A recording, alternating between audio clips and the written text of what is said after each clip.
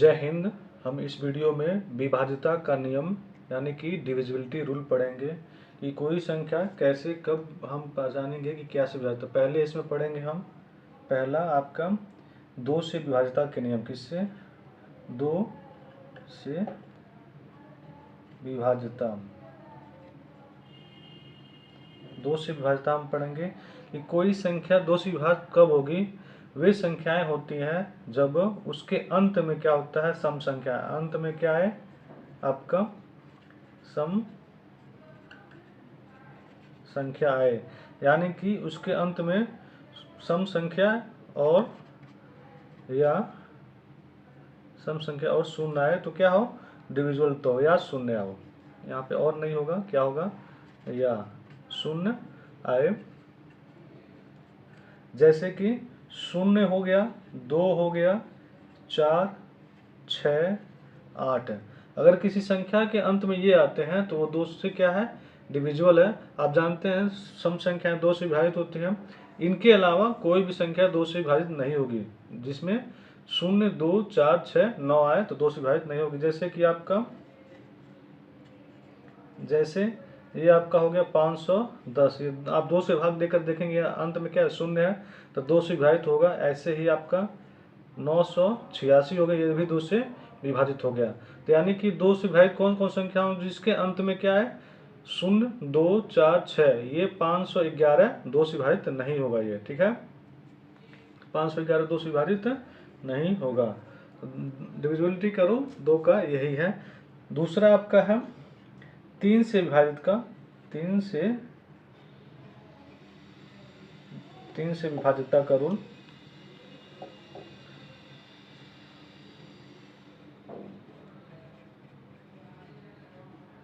तीन से विभाजितता, तो कोई भी संख्या 3 से विभाजित तभी होगी जब उनके अंकों का योग, क्या जो संख्या दिए हैं, संख्या दिया हुआ है, संख्या के अंकों का योग क्या हो, 3 से विभाजित। तो अंकों का योग हम 3 से भाग दें तो वो पूरा पूरा कट जाए, भागफल आपका आए और शेष शून्य आए, ठीक है। तो ये निकालेंगे। जैसे कि आपका कोई संख्या दिया हुआ, मान लेते हैं हम, ये दिया हुआ है आपका 1, 4, 3, 1। ये देखना है चाहे आपको परीक्षा में कि डिविजिबल है कि नहीं, 3 से विभाजित है कि नहीं। तो आप क्या करेंगे, इसको हम करेंगे अब 1 धन 4 धन 3 धन 1 चेक करेंगे तो क्या हो जाएगा, ये 4, 1, 5, 5, 3, 8, 8, 1, 9। क्या हो जाएगा, 9। 9 क्या है, ये 3 से हम भाग देंगे तो 3 3 की 9, ये कट जाएगा। तो इसलिए क्या है, 3 से डिविजिबल है।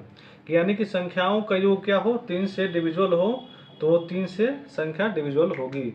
इसी प्रकार आपका अगला है, तो आपका 4 से विभाज्यता का नियम क्या है, जब संख्या के अंतिम 2 अंक इकाई व दहाई से 4 से विभाजित हो, वो संख्या है 4 से विभाजित हो। जैसे कि हम एक एग्जांपल लेते हैं, क्या कि आपका 2, 7, 2, 4 है।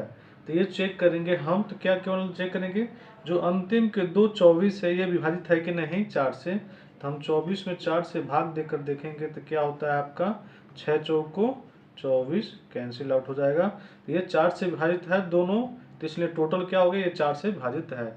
ऐसे ही आपका दे दिया जाता है 340 हो, तो आप केवल 40 देखेंगे। क्या देखेंगे, 40 को चेक करेंगे आप 4 से विभाजित है कि नहीं।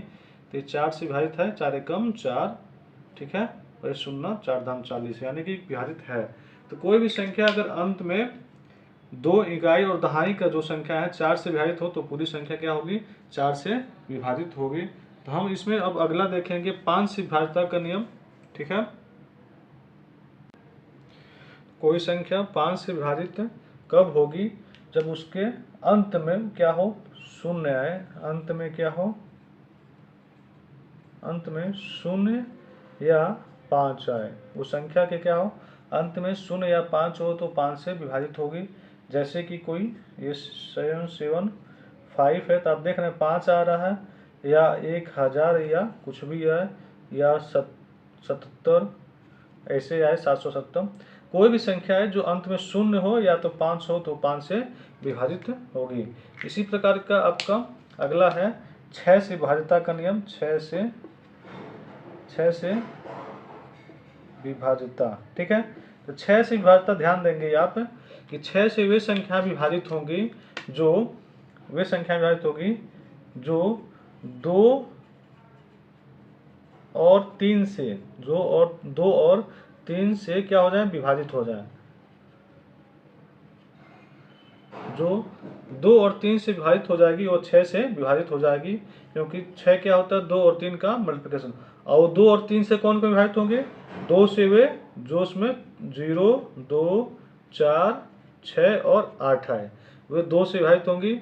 और 3 से कौन होगा, इनका संख्याओं का योग क्या होता है,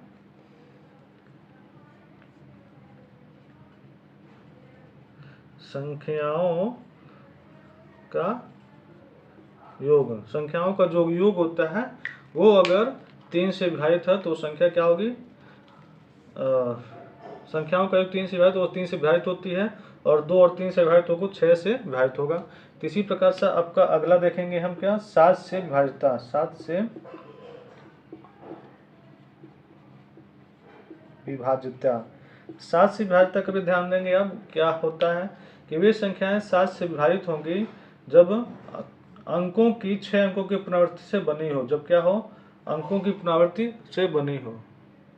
और 7 से विभाजितता थोड़ा ध्यान देंगे कि इसमें वो होता है कि कोई संख्या दिया हुआ है अगर, तो उसके अंत के अंक का दोगुना करके जो बाकी शेष बचा होता है उससे हम घटा देते हैं। अगर उसके बाद से वो जो संख्या प्राप्त हो रही है वो 7 से डिविजिबल है, 7 से विभाजित है, तो पूरी संख्या 7 से विभाजित होगी। और नहीं है तो क्या होगा, अगर शून्य भी शेष आ जाए तब भी, जैसे कि हम इसमें एग्जाम्पल से देखेंगे आप समझेंगे।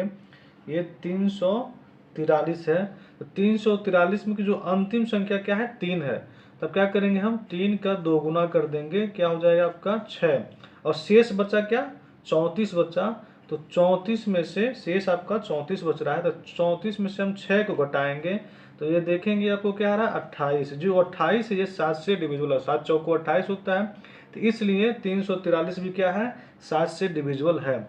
इसी प्रकार से आपका 483 लेते हैं, तो इसमें का अंत में क्या है, आप यहाँ पे 3 है था इसलिए हम हटा रहे हैं, दूसरा लेते हैं कोई संख्या, मान लीजिए 2401 लेते हैं, क्या है 2401 लेते हैं कोई संख्या, तो इसमें क्या है, अंत वाला 1 है, तो अंत वाले के दोगुना क्या करेंगे हम, 2 गुणे 1 क्या हो जाएगा, 2 एकम 2।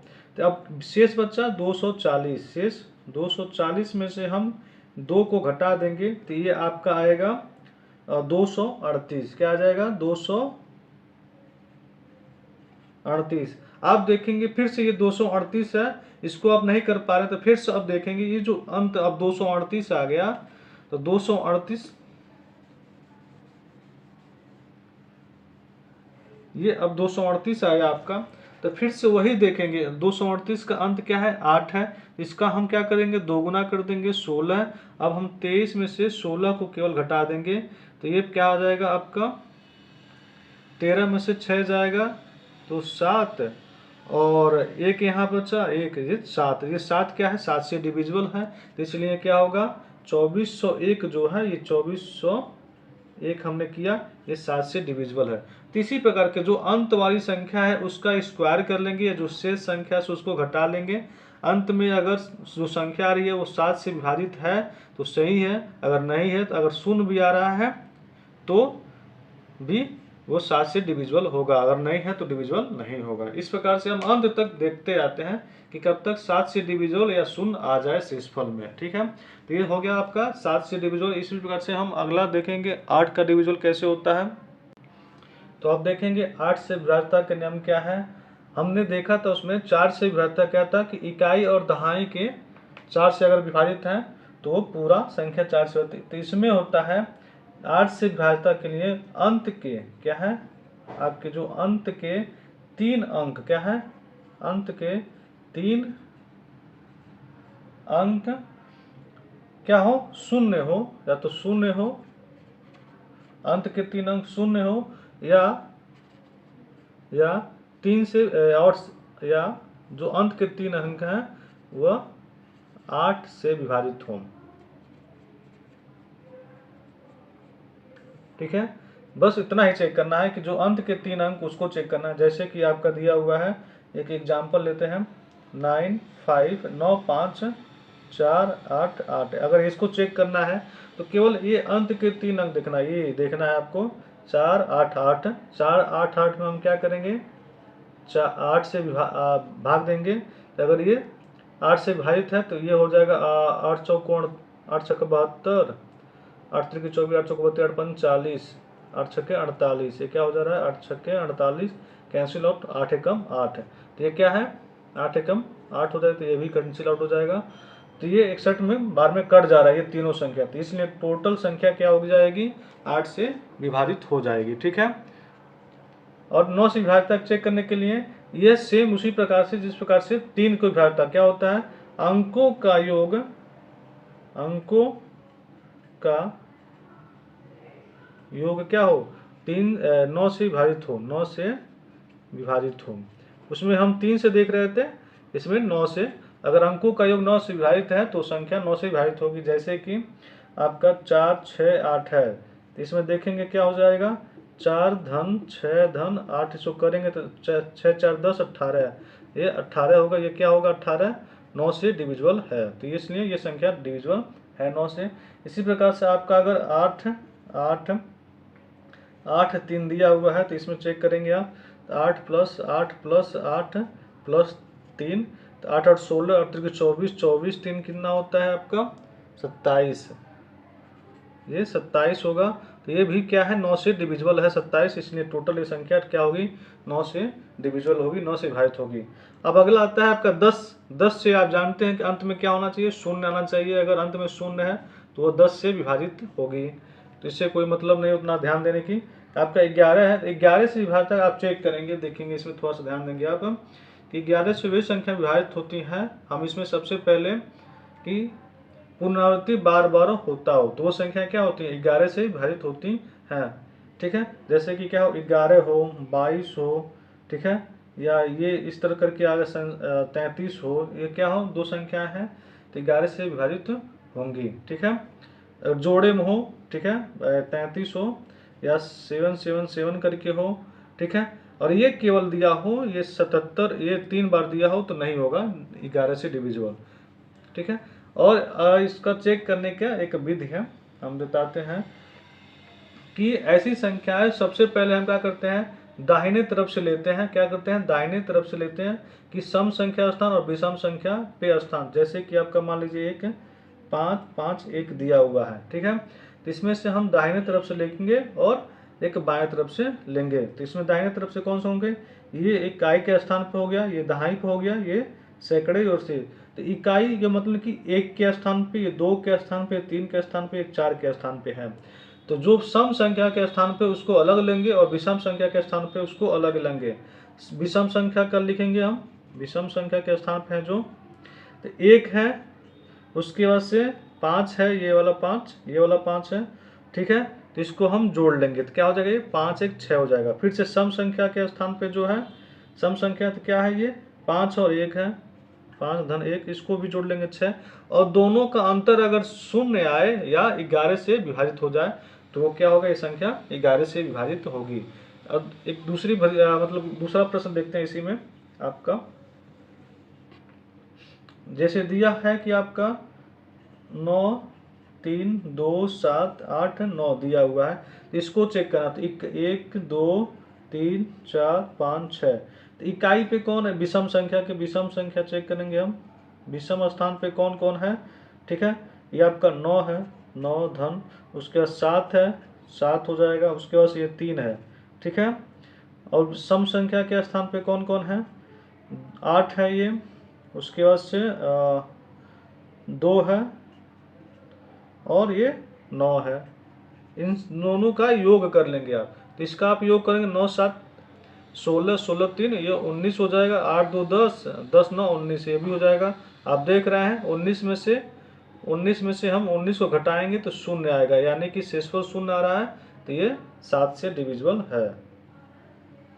ठीक है, ये संख्या टोटल 11 से डिविजिबल है, 11 से डिविजिबल है। तो इस प्रकार से हम डिविजिबल संख्याएं देख सकते हैं। धन्यवाद।